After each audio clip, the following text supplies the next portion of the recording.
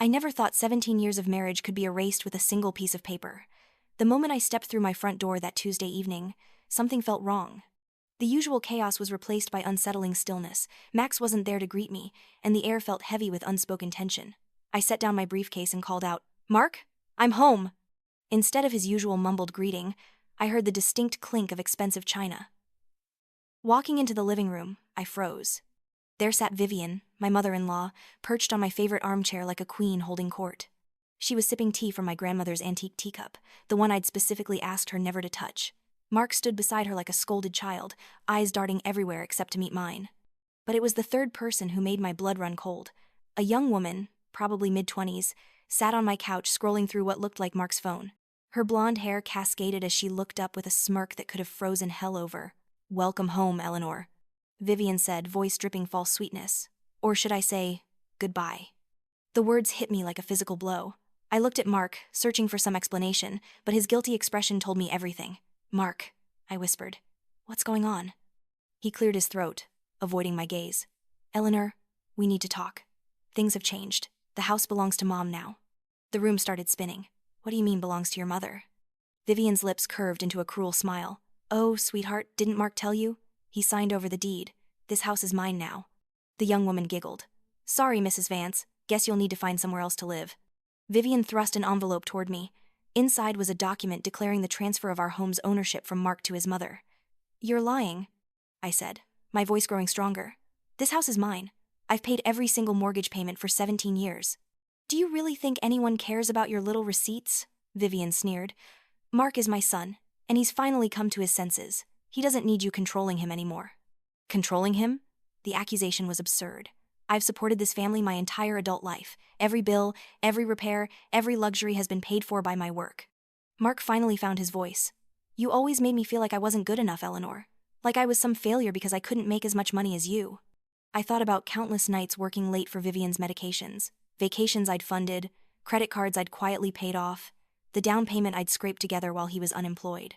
"I never made you feel like a failure," I said, trembling with rage. "I made sacrifices. I worked overtime.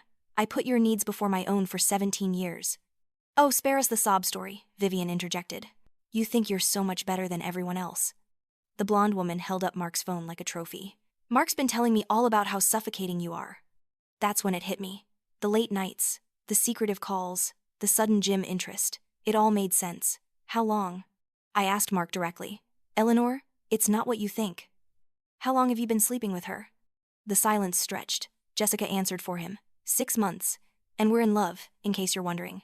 6 months. While I worked 60-hour weeks, my husband was building a new life. Something inside me snapped. I walked to the center of the room, reaching into my purse for my checkbook filled with payment stubs for this house, this life, this lie. "You want to know what controlling looks like?" I said, voice deadly calm. "This is controlling." I tore out check stubs showing mortgage payments, creating a snowstorm of paper proof around me. "Every single one," I said, watching understanding dawn. 17 years of payments, of utilities, of repairs.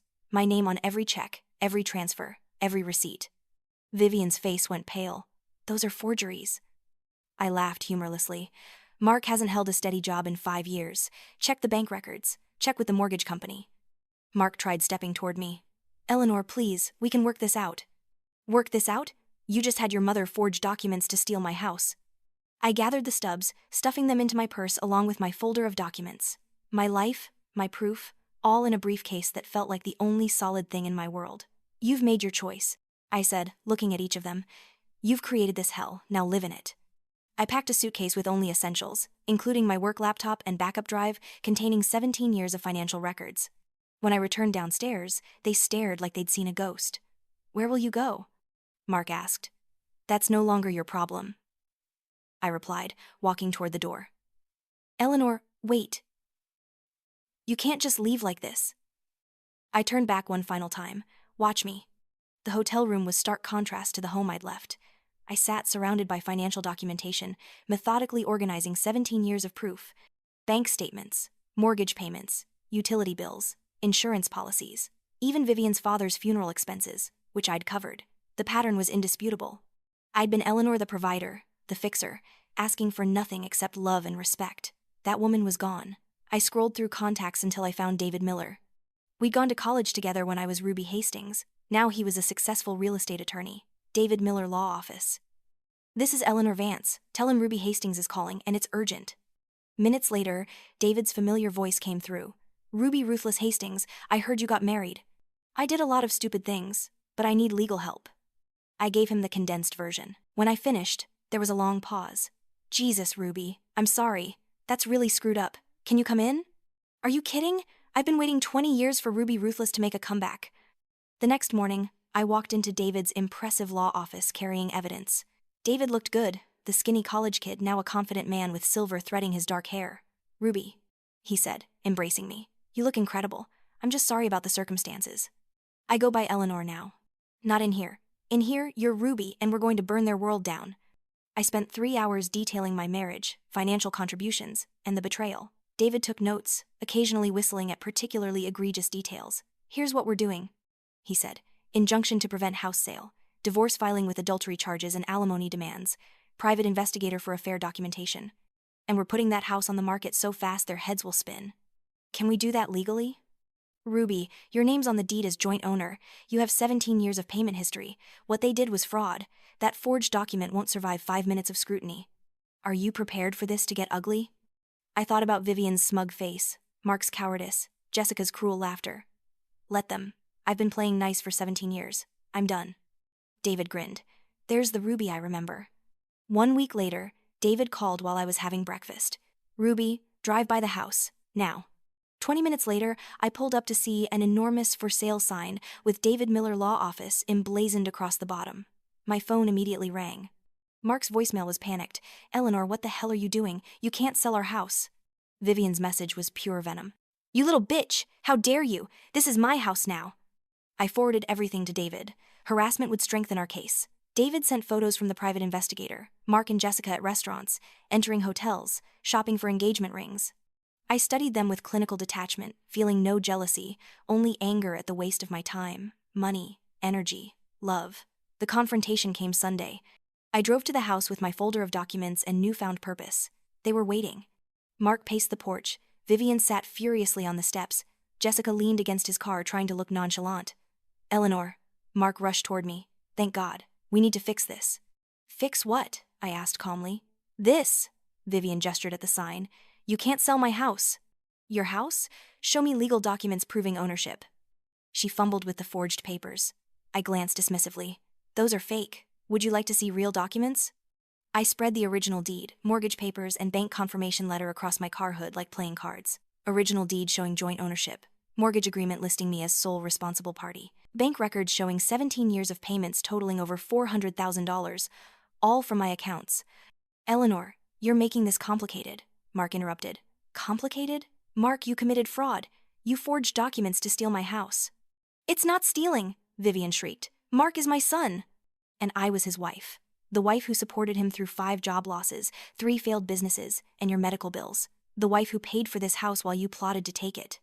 I pulled out the investigator's photos. These show Mark with his girlfriend over 6 months. That's adultery, for divorce grounds. Jessica stepped forward, flushed. We're in love. You can't blame people for falling in love. I'm holding you responsible for building your relationship on lies and betrayal. Mark reached for my arm. Eleanor, please. Can't we work something out? I stepped away. Like what, Mark? You want me to finance your new life like the old one? I never asked you to. Pay the mortgage, cover credit card debt, fund your mother's medications and girlfriend's shopping trips? His face went white. How did you... I'm an accountant, Mark. I know where every penny goes, including $800 on Jessica's necklace, while I worked 16-hour days for our mortgage. Silence followed. I gathered documents, returning them to my briefcase. Here's what's happening. I'm selling this house. Proceeds after mortgage and legal fees are mine. You have 30 days to find somewhere else to live. You can't do this. Vivian stood, shaking with rage. I can, and I am. Mark signed a prenup. He has no legal claim to assets I brought or purchased with my income. What about spousal support? Mark asked desperately. What about it? You're a healthy 42-year-old with a college degree. Get a job. I turned to walk away, then stopped. Oh, and Mark, next time you want to steal someone's life, understand the law first. Vivian, thank you for showing me who you really are. It makes this easier. 2 months later, the house sold above asking price. After paying off everything, I walked away with nearly $200,000 in equity. I used part for a penthouse apartment downtown with harbor views, the rest for investments securing my future. Through friends, I heard about their circumstances. Mark was fired for poor performance, moved in with Jessica, but that ended when she realized he couldn't provide her expected lifestyle. Vivian sold her antiques for a small apartment, discovering her son's income insufficient for her previous standard. I felt no satisfaction in their downfall, but no sympathy either. They'd made choices and lived with consequences. As for me, I was thriving. My CPA practice expanded significantly.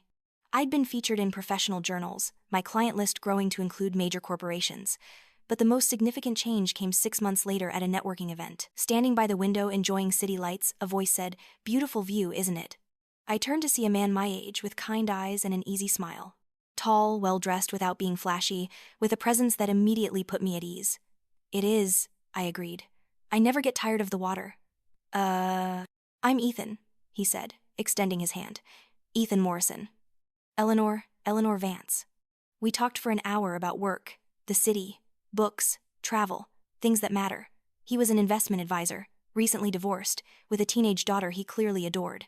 When he asked about dinner, I surprised myself by saying yes immediately. Our first date was at a quiet harbor restaurant where we talked until staff stacked chairs.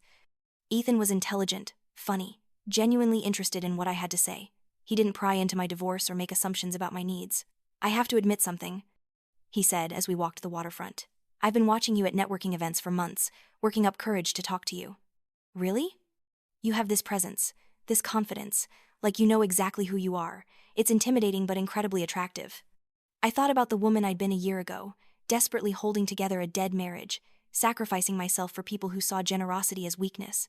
I'm still figuring out who I am. But for the first time in forever, I like who I'm becoming. Ethan stopped and faced me. "I'd like to get to know her better, if you'll let me." 6 months later, we were planning mountain weekends, discussing our future with openness I'd never experienced. He treated me as an equal, valued my opinions, supported my ambitions, never made me feel I needed to diminish myself. One evening on my apartment balcony watching harbor sunsets, Ethan took my hand.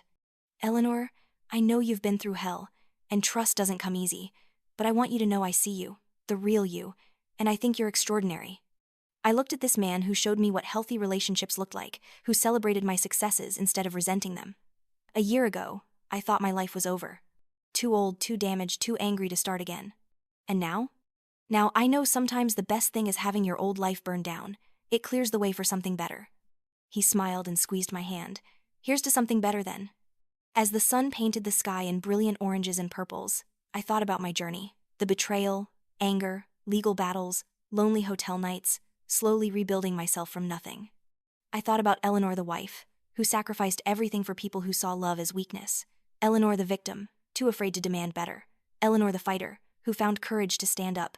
And now, Eleanor, the woman who learned her worth, wasn't determined by others' appreciation but by recognizing her own strength, intelligence, and capacity for love. I'd lost a husband, home, and 17 years of building. In return, I'd gained something infinitely more valuable: myself. The flame of revenge had burned bright, consuming lies and illusions that trapped me. But revenge was just the beginning. The real victory was the life I was building from ashes, based on truth, respect, and love that lifts you up instead of holding you down. As Ethan and I watched the last light fade, I realized I was no longer the woman betrayed in that living room. That woman had been strong but hadn't known it. She'd been worthy of love but accepted crumbs instead of demanding a feast. This woman knew her worth. This woman wouldn't settle for less than she deserved.